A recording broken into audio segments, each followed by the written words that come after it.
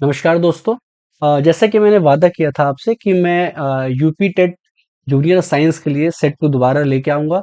पहले 30 क्वेश्चन हम लोग सेट 1 में कर चुके हैं, ये सेट 2 है। तो आइए फटाफट देखते हैं। आपके सामने पहला क्वेश्चन, आपको 31st क्वेश्चन, पहले 30 क्वेश्चन जैसे हम कर चुके हैं, 31st क्वेश्चन है ये। The commonly used spice clove is obtained from which part of the plant? आमतौर पर उपयोग किया जाने वाला मसाला लौंग पौधे के लिए किस भाग से प्राप्त होता है? तो देखिए दोस्तों, आपको एक प्लांट मैं आपको बताता हूं। इसका साइंटिफिक नेम होता है सिजिगियम एरोमेटिकम। सिजिगियम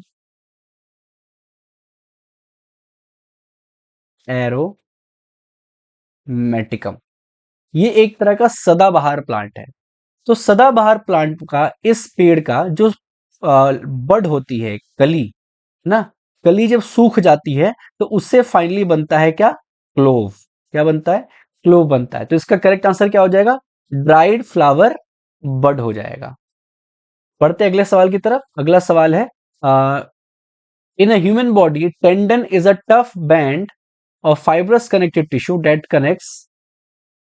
मानव शरीर में एक कंडरा, एक मजबूत संयोजी ऊतक है जो किसको जोड़ता है? तो इसका आंसर क्या हो जाएगा? इसका आंसर हो जाएगा मसल्स टू बोन। टेंडन जो होता है, टेंडन टेंडन जो होता है वो मसल्स टू बोन को जोड़ता है। तो करेक्ट आंसर हो जाएगा डी। साथ ही में आप ये भी याद रखिए, जो लिगामेंट होता है, लिगामेंट बोन टू बोन जोड़ता है। ठीक है, ये आपको मैं बता दे रहा हूं फिर से। जो लिगामेंट है, लिगामेंट बोन टू बोन जोड़ता है। ठीक है, कैसे? बोन टू बोन जोड़ता है। और जो टेंडन है वो मसल टू बोन जोड़ता है। तो ये दो चीजें बहुत बार पूछी जाती हैं और आप इसको अच्छे से याद रखिएगा। अगला सवाल है, the disease goitre which causes swelling in the neck is primarily caused by the deficiency of which mineral? बहुत फेमस क्वेश्चन है क्लास 10th का, और यूपी टेट में कई बार पूछा भी गया है ये सवाल। देखिए, आमतौर पर आपको पिक्चर में दिख रहा होगा यहाँ पे एक स्ट्रक्चर, इसको हम बोलते हैं थायराइड ग्लैंड। क्या होता है? थायराइड ग्लैंड तितली की शेप का, गले के जस्ट आगे वाले पोर्शन में होता है। अगर इस ग्लैंड को आयोडीन सही से ना मिले, क्या? आयोडीन सही से ना मिले तो एक बीमारी होती है, और इस बीमारी में जो ग्वाइटर, ये थायराइड ग्लैंड है वो फूल जाता है। इस बीमारी को हम बोलते हैं ग्वाइटर। और इसको आपने घेंगा भी सुना होगा। पहले के जमाने में जब नमक की कमी होती थी तो ज्यादा होता था, अब ये बीमारी इतनी नहीं होती। लेकिन आपको ये ध्यान रखना है। तो उसका करेक्ट आंसर क्या हो जाएगा? B answer, iodine. अगला सवाल है, which of the following vitamin are water soluble and cannot be stored in the body for a long time? अब इसमें पूछा है वाटर सोल्यूबल। ठीक है, तो वाटर सोल्यूबल आपका क्या हो जाएगा? विटामिन बी एंड सी। आपको एक मैं ट्रिक बता देता हूं, एक ट्रिक याद रखिएगा। कीड़ा, कीड़ा मतलब कि विटामिन के, vitamin E, vitamin D, vitamin A, ये चारों के चारों फैट सॉल्यूबल होते हैं। क्या होते हैं? फैट सॉल्यूबल होते हैं, वाटर सॉल्यूबल नहीं होते। और अब इनके अलावा जो बचा बचा कौन सा? बी और सी, तो वो क्या हो जाएगा? वाटर सॉल्यूबल हो जाएगा। ठीक है, अगला सवाल, the twinkling of star in the night sky is primarily due to which optical phenomena? ये जितने फिनोमिना है बहुत इंपॉर्टेंट है। तो देखिए, तारे की जो रोशनी है वो कई लेयर से गुजरते हुए आती है, और हर बार क्या होता है कि वो लाइट बेंड होती रहती है अलग अलग लेयर के हिसाब से। तो इसलिए इसका करेक्ट आंसर क्या हो जाएगा? Atmospheric refraction. Atmospheric refraction. ठीक है, नेक्स्ट सवाल, why do rain drops and liquid drop always tend to assume a spherical shape? आपने देखा होगा, जो बूंद होता है उसमें स्फेरिकल शेप का होता है। एक्चुअली में है क्या, कि कोई भी चीज वो चाहती है कि वो कम से कम एनर्जी खर्च करे। अब कम से कम एनर्जी खर्च करने के लिए उसका सरफेस एरिया भी कम होना चाहिए। और सरफेस एरिया सबसे किसका कम होता है? तो अगर आप देखेंगे क्यूब, क्यूबॉइड या फिर स्फीयर, तो इन सब में सबसे कम इस एरिया होता है किसका? सबसे कम एरिया होता है स्फीयर का। स्फीयर का सबसे कम एरिया होता है। इसीलिए कोई भी चीज अपने आप को स्फीयर में लेके आती है, और इस प्रॉपर्टी को हम क्या बोलते हैं? Due to surface tension. Surface tension वो प्रॉपर्टी है किसी भी ऑब्जेक्ट की जिसकी वजह से वो अपने आप को मिनिमम सरफेस एरिया में एक्वायर कर पाता है। ठीक है, फिजिक्स का बहुत अच्छा ये टॉपिक है। Next question, sound waves travelling through the air are an example of which type of waves? तो ये हो जाएगा आपका आंसर लॉन्गिट्यूडनल वेव्स। देखिए आप डायग्राम बनाए, यहाँ पे कंप्रेशन, फिर rarefaction, compression, rarefaction, compression, इस तरह से लॉन्गिट्यूडनल वेव्स काम करते हैं। अगला सवाल, bauxite is the primary ore use for the commercial extraction of which important metal? तो इसका आंसर हो जाएगा एल्यूमिनियम। एल्यूमिनियम का ओर है बॉक्साइट। ओर क्या होते हैं? ओर वो चीज है जिससे ये मेटल्स एक्सट्रैक्ट किए जाते हैं, ठीक है, निकाले जाते हैं साफ साफ करके। तो ये इम्प्योर फॉर्म में होते हैं और उसको बढ़िया से साफ साफ करके क्या निकाला जाता है? उससे मेटल निकाला जाता है। तो जिससे वो निकाले जाते हैं उसको ओर बोला जाता है। और बॉक्साइट बहुत फेमस ओर है किसका? एल्यूमिनियम का। अगला सवाल, which of the following is the only non metal that remain in the liquid state at a room normal room temperature? तो नॉन मेटल की बात कर रहा है। तो नॉन मेटल की अगर कभी भी हम लिक्विड की बात करें जो रूम टेम्परेचर पे लिक्विड स्टेट में रहता हो, वो है ब्रोमीन। क्या है? ब्रोमीन। लेकिन अगर मेटल आ जाए तो मेटल में क्या आंसर हो जाएगा? मरकरी आंसर हो जाएगा। ठीक है। Which of the following is known as the lungs of Earth? बहुत फेमस क्वेश्चन और यूपीटेट के लिए तो मान लीजिए बहुत अच्छा क्वेश्चन है ये। तो अमेजन रेन फॉरेस्ट सबको पता है। अमेजन रेन फॉरेस्ट क्या कहलाता है? Lungs of the earth. बहुत ज्यादा यहाँ पे ऑक्सीजन यहाँ से रिलीज होता है पूरे अर्थ के लिए। अगला सवाल है, what is the normal blood pressure measured of a healthy human adult? तो ये आपका है, आंसर हो जाएगा 120। 80 बहुत कॉमन आंसर है। लेकिन आपको ये याद रखना है जो 120 होता है, इसको हम क्या बोलते हैं? इसको हम बोलते हैं सिस्टोलिक प्रेशर। क्या बोलते हैं? Systolic pressure. मतलब जब हार्ट पंप कर रहा होता है उस समय जो प्रेशर होता है वो सिस्टोलिक प्रेशर होता है, विच इज 120। Which is 120। इसके अलावा जो 80 है, 80 वाले को हम क्या बोलते हैं? 80 वाला होता है डायस्टोलिक प्रेशर।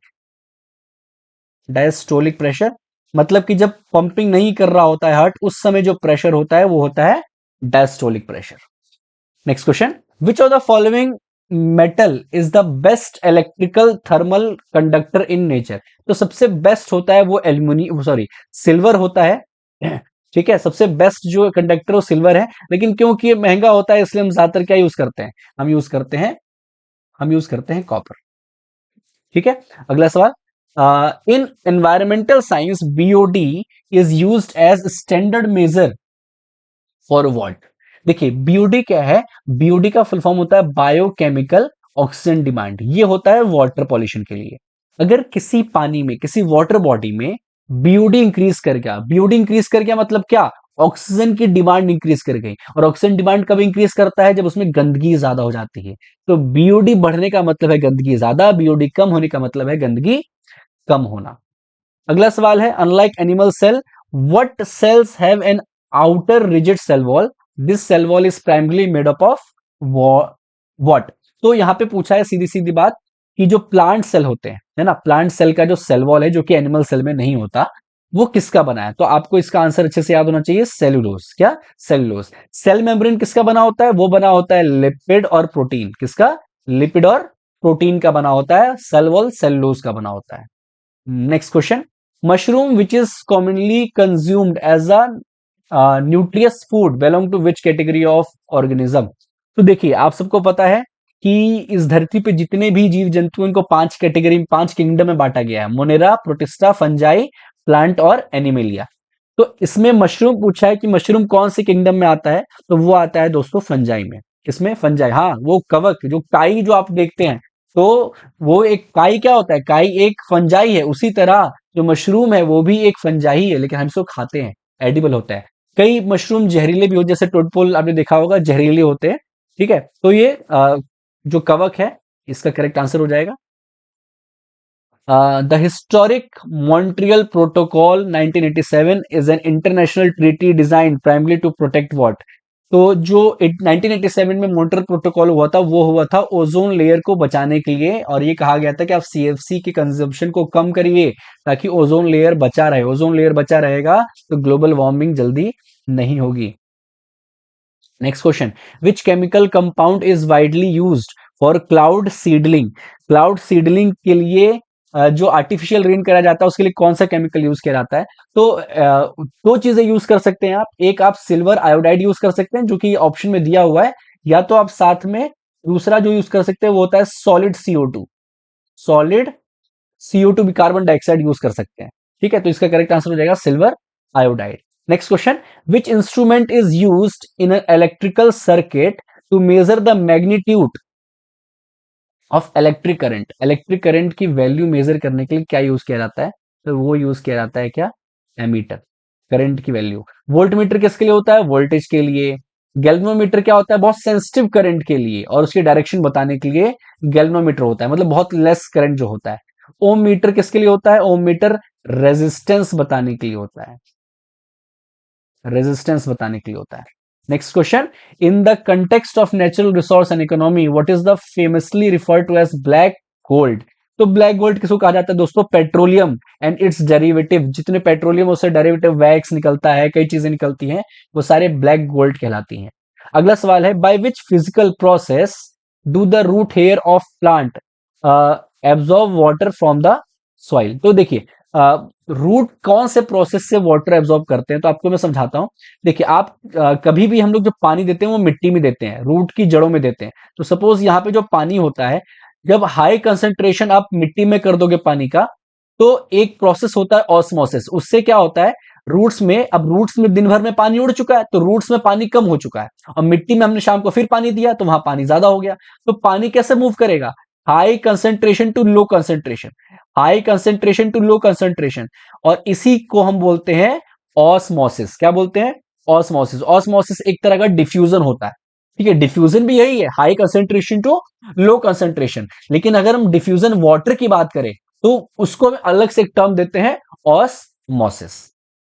अगला सवाल है, the medical procedure of dialysis is use to purify the blood of patient which organ has failed. तो डायलिसिस किसके लिए कराया जाता है? सबको पता है, किडनी के लिए कराया जाता है। बहुत इजी क्वेश्चन है ये, किडनी के लिए कराया जाता है। अब मैं आपको समझाता हूं कि क्या प्रोसेस क्या है। देखिए, डायलिसिस क्यों किया जाता है?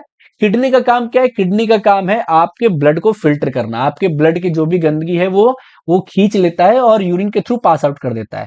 लेकिन इन केस अगर आपका किडनी डैमेज हो गया, किडनी खराब हो गया, तो उस केस में क्या होता है, आपके ब्लड को बॉडी के बाहर लाया जाता है। जैसा आप इस पिक्चर में देख रहे हैं, बॉडी के बाहर लाया जाता है और बॉडी के बाहर फिल्टर किया जाता है।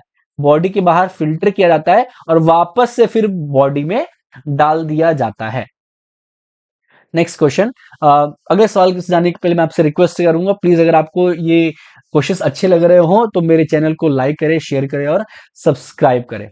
नेक्स्ट क्वेश्चन है, to prevent the tungsten filament of an light bulb from oxidizing and burning out which gas is usually filled inside it? ये पुराने बल्ब हैं, आपने देखे होंगे। इसमें क्या भरा होता है? इसमें आर्गन और नाइट्रोजन भरा रहता था। अब तो खैर अलग तरह के बल्ब आ चुके हैं, लेकिन इस तरह के बल्ब में आर्गन और नाइट्रोजन भरा होता है। देखिए यहाँ पे पिक्चर में भी ये बना हुआ है। अगला सवाल, which specific instrument is use to measure extremely high temperature such as the surface temperature of sun और इंडस्ट्रियल फर्नेसेस? तो बहुत ज्यादा हाई टेम्परेचर को मेजर करने के लिए आप ये याद रखिएगा, पायरोमेट्री यूज होता है। ये इंस्ट्रूमेंट आपने कोरोना के टाइम पे बहुत ज्यादा देखा होगा। अगला सवाल है, every year World Water Day is celebrated globally to highlight the importance of fresh water. On which date it is observed? तो वर्ल्ड वाटर डे कब मनाया जाता है? वर्ल्ड वाटर डे मनाया जाता है 22 मार्च को। कब? 22 मार्च को मनाया जाता है। 22 अप्रैल को क्या होता है? 22 अप्रैल को होता है इंटरनेशनल एनवायरमेंट, इंटरनेशनल अर्थ डे होता है। ठीक है, इंटरनेशनल अर्थ डे होता है। 16 सितंबर को क्या होता है? वर्ल्ड ओजोन डे होता है। वर्ल्ड ओजोन डे होता है। और 5 जून को हम सबको पता है वर्ल्ड ये एनवायरमेंटल डे होता है। अगला सवाल, what regulates the amount of light entering the human I of bye adjusting the size of प्यूपिल? तो प्यूपिल के साइज को कंट्रोल करने के लिए क्या चीज लगातार अपने आप को छोटा बड़ा करती है? तो वो क्या है? आइरिस। ठीक है, ये इसका करेक्ट आंसर हो जाएगा। अगला सवाल है, in human skeleton system which is the tough elastic fibre that connects bone to another. देखो ये सवाल हम लोग पहले भी डिस्कस कर चुके हैं। इससे पहले आया था क्या था, लिगामेंट आया था, सॉरी इससे पहले टेंडन आया था। ये बोन टू बोन बता रहा, मैं आपको बता चुका हूं, तो इसका आंसर क्या होगा, लिगामेंट होगा। टेंडन मसल, टेंडन क्या करता है, टेंडन करता है मसल टू बोन, और लिगामेंट करता है बोन टू बोन, ये करता है muscle to bone. Next question, in a constructive science, देखिए थोड़ा सा पेडागोगी क्वेश्चन भी देख लेते हैं, क्योंकि ये भी कई बार पूछा, ज्यादातर वैसे सीटेट में आते हैं, यूपीटेट में कम आते हैं, लेकिन फिर भी आपको इसका प्रैक्टिस होना चाहिए। In a constructive science classroom what is the main role of a teacher. तो ऑप्शन देखते हैं इसमें। पहला है सभी ज्ञान एक का एकमात्र प्रदाता बनना, बिल्कुल नहीं। अगला, लगातार नोट्स लिखवाना, बिल्कुल, ये सब तो बिल्कुल गलत होंगे। ठीक है। अगला, छात्रों के लिए एक और मार्गदर्शक के रूप में कार्य करना, ठीक है, ये सही हो सकता है। अगला सवाल, छात्रों को केवल लिखित परीक्षा के माध्यम से नहीं, तो सही आंसर क्या हो जाएगा इसका, B option. Which of the following is the most effective and child-centered pedagogical method to teach topic seed germination? Seed germination को पढ़ाने के लिए बेहतर तरीका क्या हो सकता है? तो आइए ऑप्शन फिर से देखते हैं। पहला, ब्लैक बोर्ड पे अगर आप डायग्राम बना देंगे, बिल्कुल सही तरीका नहीं है ये। आस्किंग स्टूडेंट टू मेमोराइज, याद करना रटना, वो सब बिल्कुल सही तरीका नहीं है ना। कक्षा में एक एनिमेटेड वीडियो दिखा देना, ये भी सही तरीका नहीं है। लास्ट क्या होगा, छात्रों को कुछ बीज बोने खुद से करके दिखाना। खुद जब बच्चे करेंगे तो ज्यादा अच्छे से सीखेंगे, तो करेक्ट आंसर हो जाएगा इसका डी। अगला है, इन the context of teacher education what is the primary purpose of micro teaching. तो ऑप्शन देखते हैं। टू माइक्रोफोन या का उपयोग करना, नहीं बिल्कुल नहीं। अगला, प्राथमिक छात्रों के शैक्षिक अंकों का मूल्यांकन करना, बिल्कुल नहीं, अंक इसमें आएंगे ही नहीं। अगला, छात्र शिक्षकों के विशेष शिक्षण कौशलों का विकास करना, ये हो सकता है। माइक्रोस्कोप यूज करना, ये नहीं होगा। तो सबसे बेस्ट आंसर क्या होगा, सी ऑप्शन। सो लास्ट सवाल आज का देखते हैं। एक न्यूमेरिकल है यहाँ पे, a current of 2 ampere flows through a bulb of 5 metre, how much electric charge pass through the bulb. तो देखिए इसके लिए आपको फॉर्मूला पता होना चाहिए। फॉर्मूला क्या होता है करंट का, करंट का फॉर्मूला होता है Q बाय टी। ठीक है, क्या होता है, current equals to Q by t, मतलब चार्ज अपॉन टाइम। अब यहां पे हमको क्या क्या दे रखा है, हमको करंट दे रखा है, ठीक है, और टाइम दे रखा है, तो इसका चार्ज निकालना। तो चार्ज का फॉर्मूला यहां से क्या हो जाएगा, करंट इनटू टाइम। अब करंट कितना दे रखा है, 2 एम्पियर, और टाइम कितना है, 5 मिनट। मिनट में रखेंगे नहीं, सेकंड में रखेंगे, तो 5 इंटू 60, तो 2 5 जा 10, और 10 इंटू 60 कितना हो जाएगा, 600। तो करेक्ट आंसर क्या हो जाएगा इसका, 600। ठीक है, तो प्लीज मेरे चैनल को आप सब्सक्राइब जरूर कर लीजिए, ताकि जो मैं डेली आपके लिए सेट लेके आ रहा हूं प्रैक्टिस के लिए, वो आपको मिलता रहे।